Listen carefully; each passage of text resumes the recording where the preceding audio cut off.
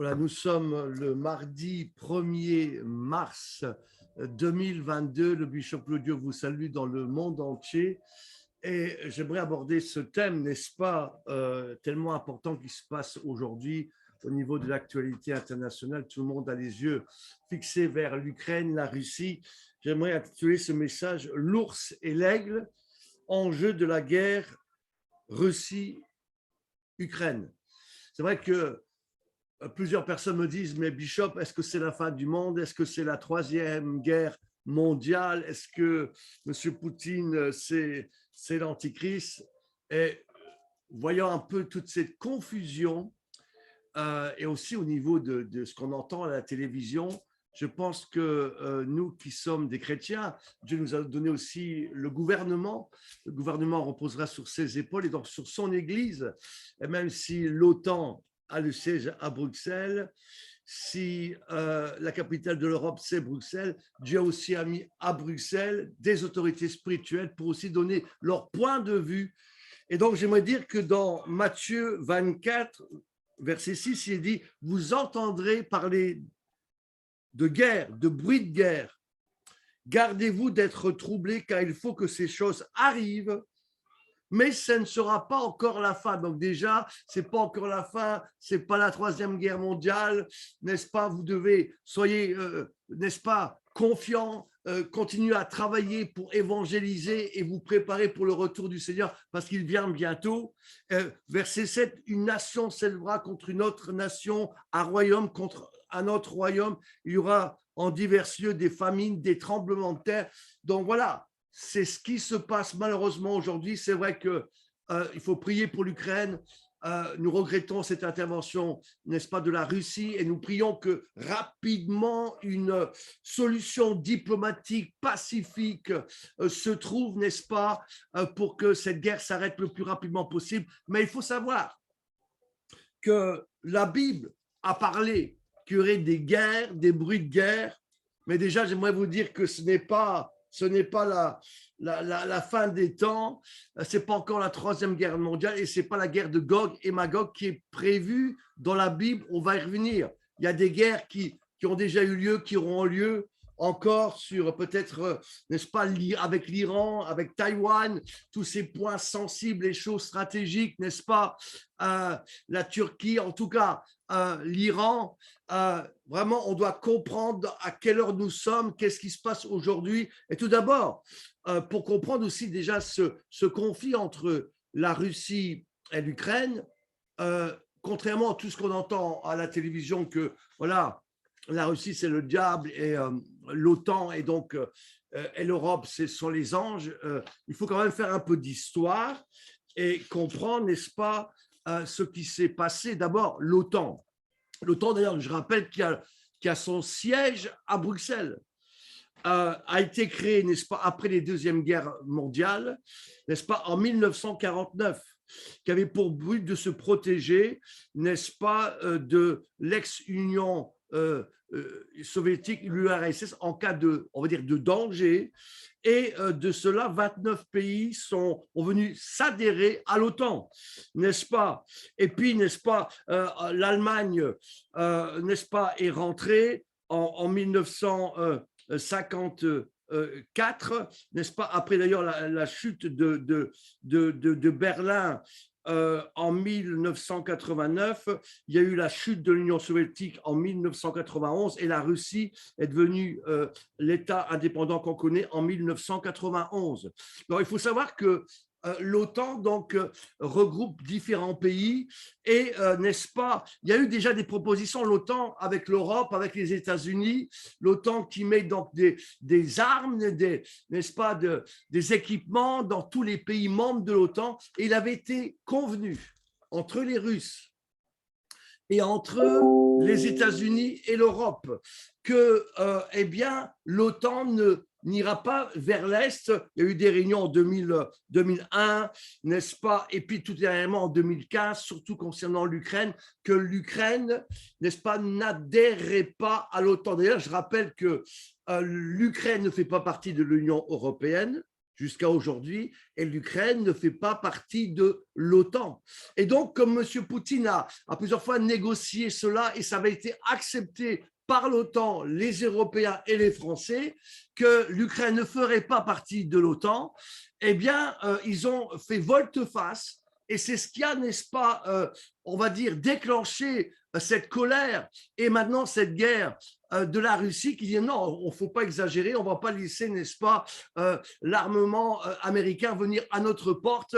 Et donc, eh bien, on va leur montrer qu'on n'est pas d'accord, outre aussi les faits, les problèmes internes qu'il y a en Ukraine, où on sait qu'il y a la Crimée, il y a le Donbass, où on parle le russe qui réclamait déjà leur indépendance. En tout cas, il y a différents problèmes qui se sont passés, historiques, n'est-ce pas? D'ailleurs, ce conflit est dû à des problèmes, premièrement, historiques, deuxièmement, politiques, troisièmement, économiques, quatrièmement, biblique, on va le voir, et cinquièmement, prophétique.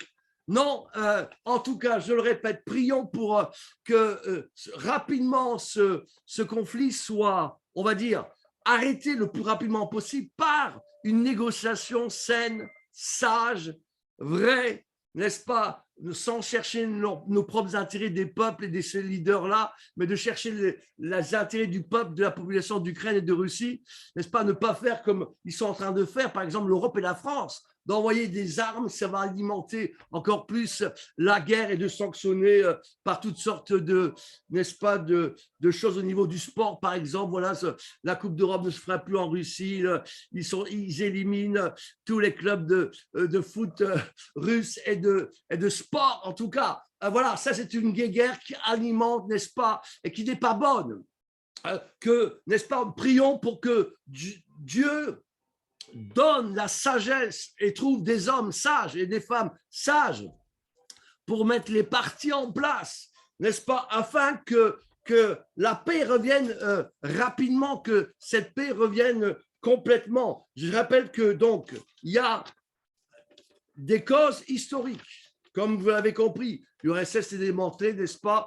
Tous ces pays de l'ex-URSS sont sortis, la Slovaquie, l'Estonie, la Lituanie, la Bulgarie, la Roumanie, tout récemment l'Albanie, Monténégro, la Slovénie. Et donc, évidemment, ça a déjà affaibli la Russie. Et là, elle se voit encore que maintenant, l'Ukraine qui est ici, on va y mettre, qu'elle va faire partie de l'OTAN, c'était vraiment la goutte qui faisait déborder le vase. Et il faut comprendre aussi les raisons de M. Poutine. Ce n'est pas qu'on veut lui donner raison, mais ce n'est pas que tout est noir et tout est blanc. Je rappelle quand même aussi que l'OTAN n'est pas tout à fait vierge. Je rappelle que l'OTAN, n'est-ce pas, lorsqu'ils ont décidé avec la France d'ailleurs d'attaquer la Libye, n'est-ce pas, eh bien, il y a eu 14 500 morts. Je rappelle que la Libye avant était un pays quand même en paix. Moi, j'allais souvent à Tripoli. Aujourd'hui, il n'y a plus rien. Il n'y a plus de compagnie d'aviation. C'est un pays, n'est-ce pas, dicté par l'extrême musulman qui sont là, les extrémistes. C'est très grave. L'OTAN, n'est-ce pas, a attaqué avec les alliés l'Afghanistan, 165 000 morts. La Syrie, 224 000 morts. L'Irak, 1 million, mesdames, messieurs, 200 000 morts. Ah, et ça, c'est le bilan de l'OTAN.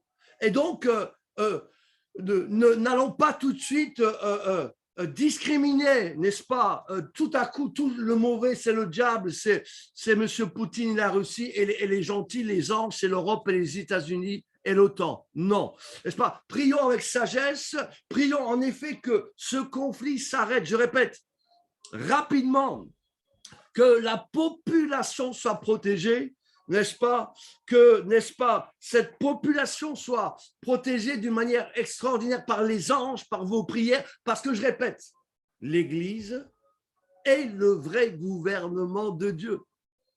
C'est pas l'OTAN, c'est pas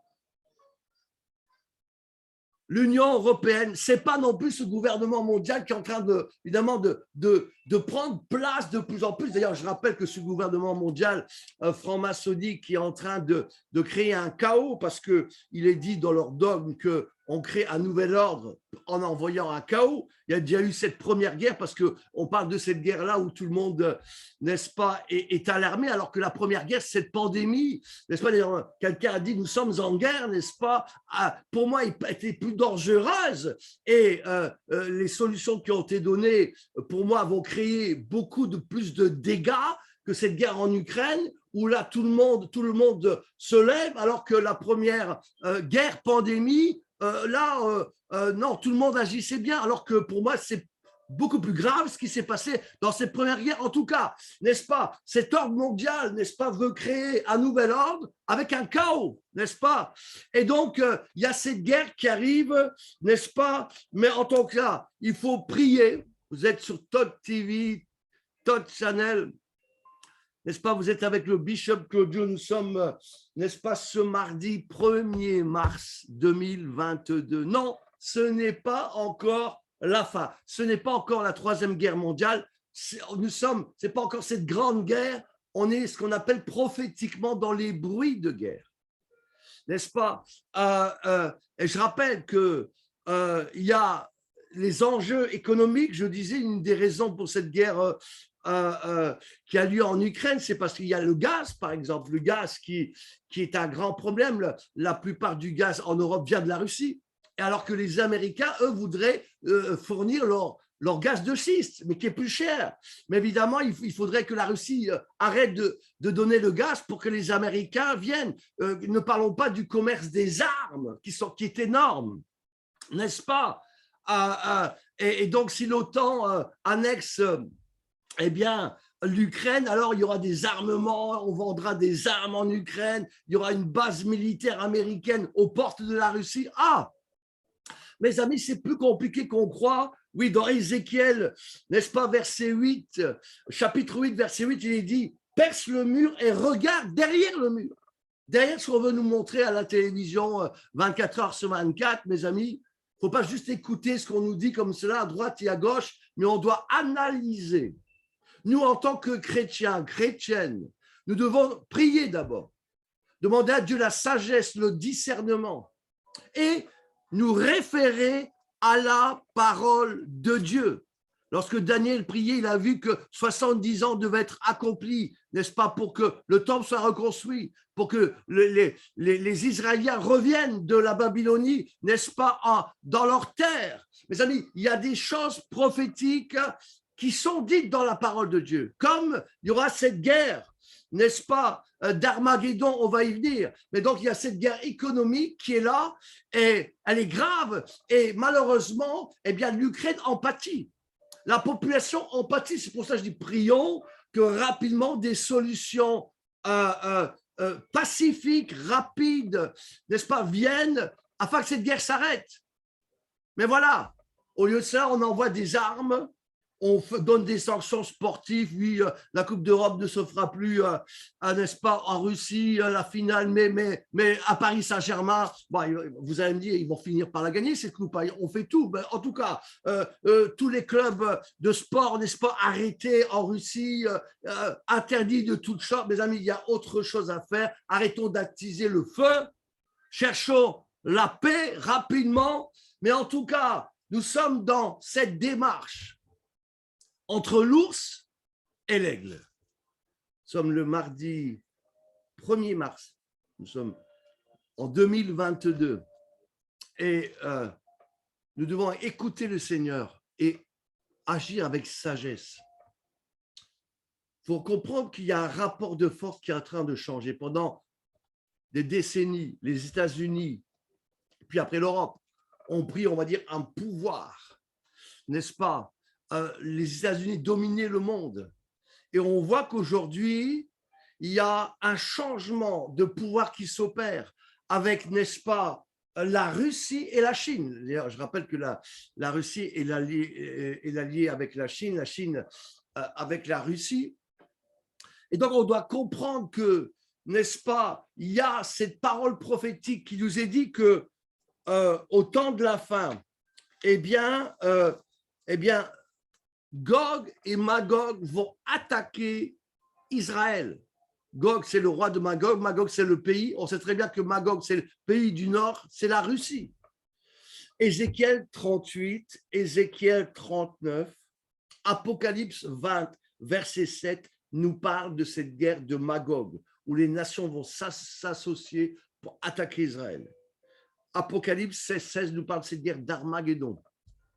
Et donc, il faut que actuellement les choses se préparent. Ce que je veux dire, c'est que pour que la Russie se mette en tête avec des alliés pour attaquer Israël, ça veut dire qu'elle va attraper une force énorme. Donc, on assiste à un changement de pouvoir, de force. Avant, les États-Unis dominaient, qui représentent l'aigle, le monde. Mais je vous annonce que progressivement, la Russie avec la Chine et l'Iran et la Corée du Nord vont prendre le dessus sur les États-Unis, qui va s'affaiblir de plus en plus, et l'Europe aussi va s'affaiblir. Et donc, on doit comprendre que, n'est-ce pas, ce qui se passe actuellement entre la Russie et l'Ukraine et l'OTAN, donc les États-Unis en tête et la France, c'est un changement de rapport de force qui s'opère.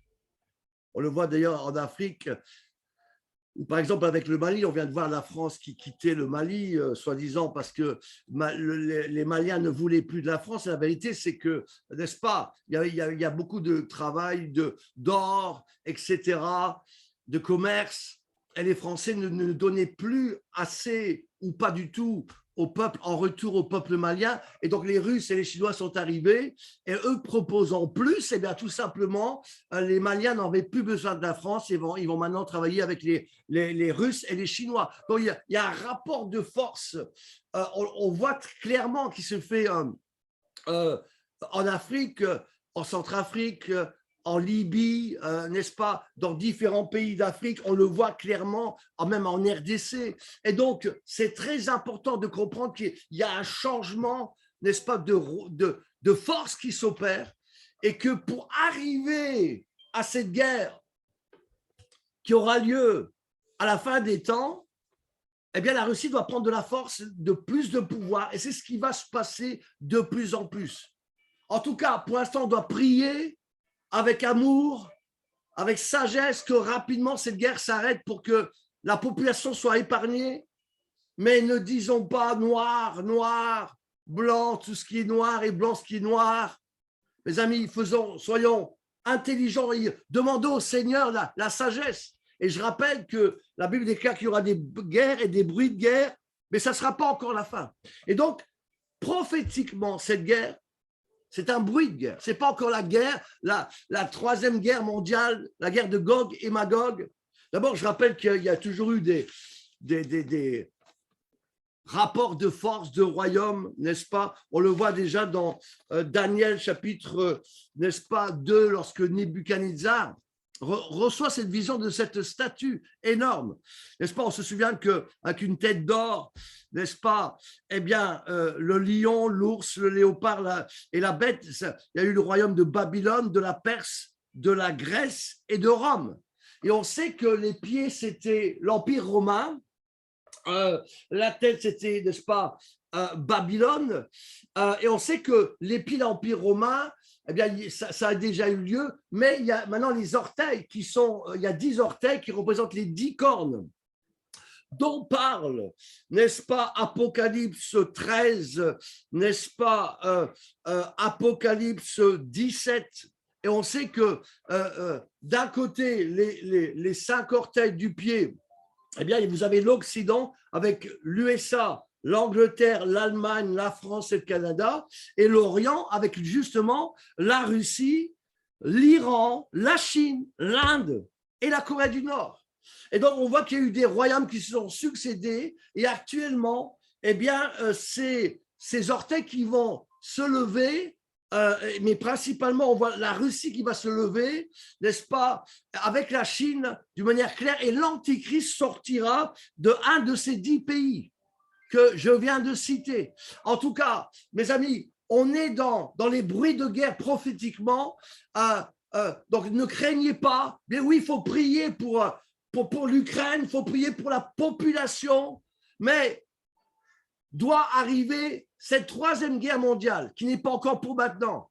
Il faut d'abord qu'il y ait une paix, n'est-ce pas? Il faut que le temple soit reconstruit. il faut que l'impie s'assoive dans le temple, comme nous dit 2 Thessaloniciens chapitre 2. Et je rappelle quand même que 1 Thessaloniciens 5.3 nous dit que quand on vous dira paix sur la terre, alors viendra une ruine, viendra une guerre.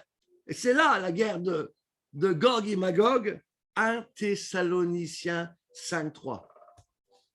Vous qui nous écoutez dans le monde entier, nous sommes dans des bruits de guerre, des nations, des royaumes s'élèvent contre d'autres nations, mais ce n'est pas encore la fin. Ce n'est pas encore la fin. Prions, mes amis, pour l'Ukraine. Prions, n'est-ce pas, pour la Russie. Prions pour l'Europe. Prions pour la France. Mais j'aimerais vous dire qu'il y a un réveil qui doit venir. Et parfois même, il y a des persécutions. Vous allez dans Actes, n'est-ce pas, il nous dit que alors qu'il y avait une persécution, Dieu a envoyé ses apôtres un peu partout. Et un réveil a éclaté. Et mes amis, le Seigneur revient bientôt. Mais d'abord, il y a un réveil qui doit venir. Et alors, après, mes amis, lorsque le réveil sera fait, l'Église sera enlevée. L'Église sera enlevée. Il va enlever son épouse, ceux qui sont prêts. Je prie de tout mon cœur que vous qui m'écoutiez, vous vous préparez pour le retour du Seigneur. D'abord, pour être actif pour le réveil qui est maintenant et de se préparer pour son retour. Puis lorsque le Seigneur va enlever son Église, alors, là, n'est-ce pas, eh bien, on va entendre, voir cette guerre qui va arriver. Il y aura d'abord cette paix, puis cette guerre qui va arriver. Et alors, il y aura le retour de Dieu, du Seigneur Jésus, sur la terre. Et il y aura cette guerre de Gog et Magog. Et après, on va régner pendant 1000 ans. Voilà. Et donc, ne craignez pas, priez, agissez. Il y a encore un réveil, mes amis. Priez pour tout ce qui se passe dans le monde, les catastrophes. Mais soyez confiants. Oui, il y aura des guerres. Oui, il y a des tremblements de terre. Il y aura encore des catastrophes. La Bible nous l'a dit. Oui, le gouvernement mondial se lève. Il va y avoir une crise économique. N'est-ce pas? Un seul gouvernement, une seule nation, une seule monnaie. Oui, c'est vrai. Mais n'oubliez jamais que le vrai gouvernement n'est pas à l'OTAN, n'est pas dans l'Europe, n'est pas à Rome, n'est pas à Washington, n'est-ce pas, n'est pas à Pékin, n'est-ce pas, n'est pas à Bruxelles. Le vrai gouvernement, c'est l'Église du Seigneur. C'est toi, c'est nous, c'est moi, c'est vous, c'est tous les enfants, les hommes et les femmes de Dieu. Le bishop Claudio vous parle de la part de Dieu. Priez, oui, pour ce qui se passe. Priez pour la population, mais comprenez l'heure à laquelle nous sommes, les enjeux qu'il y a. L'ours est en train de prendre le dessus sur l'aigle. L'ours, à l'époque, c'était la Perse, aujourd'hui, ça représente la Russie. Mais comprenez que ces choses doivent arriver, que nous, on doit travailler, évangéliser, implanter des églises, que le royaume de Dieu descende, n'est-ce pas, partout dans ce monde. Et alors, le Seigneur reviendra. L'église sera enlevée. Wow, comme Enoch marchait avec Dieu, il fut enlevé, comme Élie fut enlevé, tu seras enlevé. Et puis alors, après on reviendra, n'est-ce pas? Il y aura 7 années de grande tribulation, 3 années et demie de moyenne tribulation et 3 années et demie de grande tribulation. Et juste après, on revient et on gagne cette guerre, cette grande guerre, n'est-ce pas? Et on va régner 1000 ans sur la terre, vous et moi. Que Dieu vous bénisse dans le monde entier. Oui, ce qui se passe aujourd'hui, Russie, Ukraine, sont des signes de ce qui se prépare, de ce qui va se passer. Mais ce n'est pas encore la fin des temps. Ce n'est pas encore la 3e guerre mondiale.